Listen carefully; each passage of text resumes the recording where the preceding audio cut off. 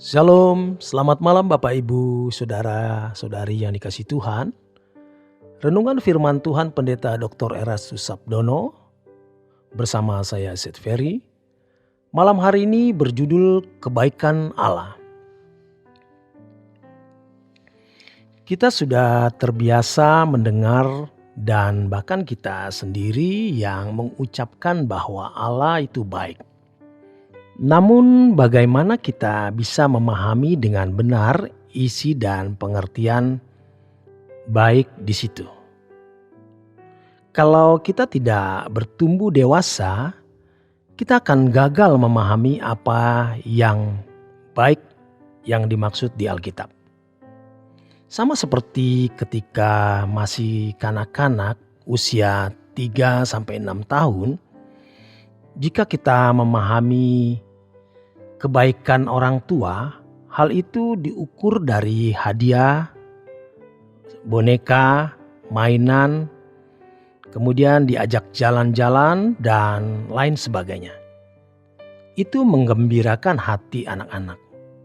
Yang kemudian ketika papa mamanya minta dicium, mereka dengan semangat menciumnya karena ada hadiah atau ada sesuatu yang menyenangkan mereka. Itu yang dipahami sebagai kebaikan di dalam ukuran anak-anak. Itu pemahaman yang tidak dewasa, tidak matang. Gambaran ini bisa dikenakan dalam hidup orang Kristen.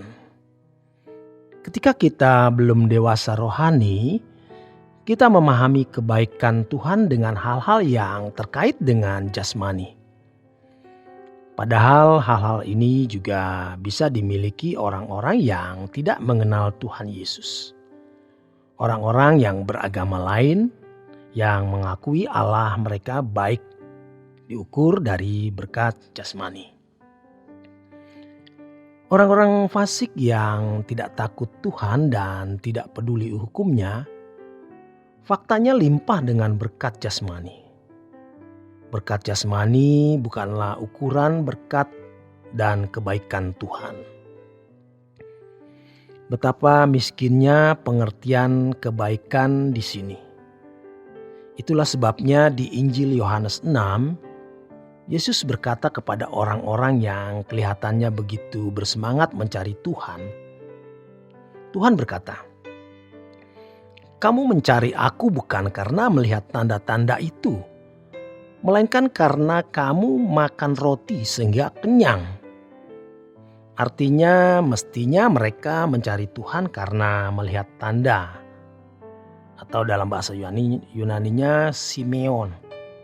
Atau petunjuk arah. Mestinya orang percaya sudah mengerti apa maksud kedatangan Yesus ke dunia.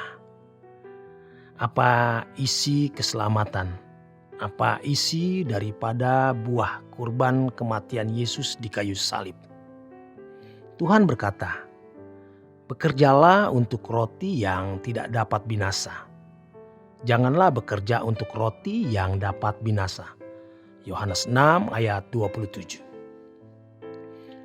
Harus selalu diingat bahwa kita ini makhluk kekal. Sebenarnya Allah merancang manusia tidak perlu meninggal dunia. Tetapi manusia harus mati karena bumi ini juga akan menjadi lautan api dan tidak bisa menjadi hunian yang ideal. Maka Tuhan mempersiapkan langit baru dan bumi baru. Dan orang-orang percaya mendapatkan tempat itu. Itu lebih dari semua keberhasilan dan sukses yang bisa kita capai. 1 Petrus 1 ayat 3 dan 4 menulis, Allah memberikan kepada kita hidup yang penuh pengharapan yang tersimpan di surga. Dan kita hidup di bumi ini merupakan satu-satunya kesempatan untuk mempersiapkan kehidupan yang akan datang. Kita harus benar-benar mengerti berkat utama atau berkat inti dari keselamatan itu. Jangan kita menjadi bodoh, meleset, menyimpang, tidak mengerti maksud tujuan kasih yang Allah berikan kepada kita. Tetapi sayang banyak orang Kristen yang gagal paham. Di sini kasih Tuhan diukur dengan kehidupan di bumi yang nyaman.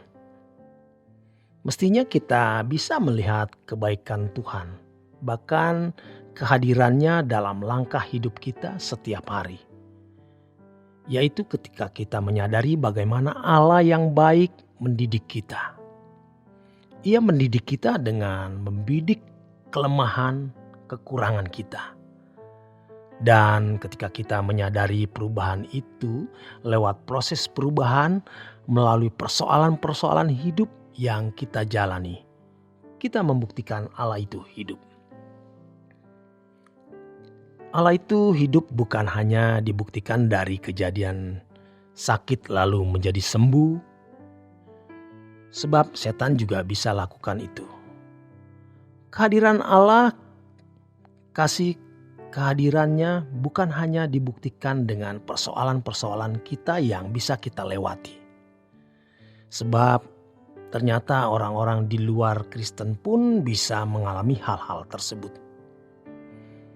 Tetapi kalau kehidupan yang diubah dari manusia yang berkodrat dosa menjadi manusia yang berkodrat ilahi, tidak bisa dikerjakan oleh siapapun.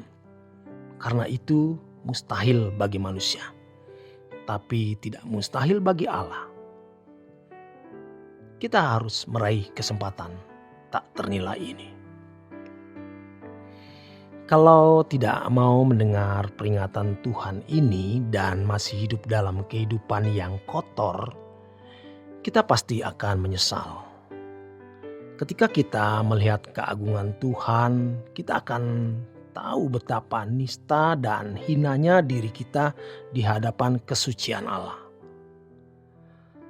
Lebih baik kita lihat nestapa dan kenajisan kita, supaya kita membenahi diri dengan serius. Allah akan memberikan kepada kita bukan saja kemampuan, melainkan juga sarana dan prasarana yang Tuhan izinkan berlangsung dalam hidup kita, agar kita mengalami perubahan. Jangan lagi menjadi orang yang sekedar menjadi orang beragama Kristen. Pergi ke gereja, karena yang masuk surga adalah orang-orang yang melakukan kehendak Bapa. Matius 7 ayat 21 sampai dengan 23. Dengan sesama hendaknya kita tidak berkompetisi untuk hal-hal fana, melainkan berkompetisi di dalam kekudusan. Hendaknya kita tidak dibodohi oleh dunia. Dunia memberikan kenyamanan semu yang sesaat. Kita telah tertipu selama bertahun-tahun selama ini. Gereja tidak berani berbicara keras, sementara dunia terhilang. Hal ini harus membuat kita memiliki sense of crisis, perasaan krisis. Bagaimana kita bisa tenang melihat dunia yang diambang kehancuran. Ironisnya banyak orang-orang Kristen yang tidak mengerti panggilannya. Kenapa kita tidak memiliki perasaan krisis ekstrim yang positif? Bukan untuk melukai orang, tapi kita melukai diri kita sendiri. Melukai kedagingan, melukai kodrat dosa kita, nafsu-nafsu rendah kita, supaya kita mengenakan kehidupan Tuhan Yesus, sehingga menjadi saksi dan memberkati sesama. Kita tidak boleh setengah-setengah. Kita harus hidup tidak bercacat, tidak bercelah. Setiap kata yang kita ucapkan harus benar-benar tidak boleh ada kebencian. Dan setiap hari kita akan memiliki pengalaman-pengalaman sebagai pelatihan.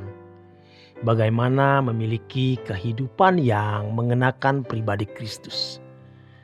Jangan setengah-setengah menjadi orang Kristen.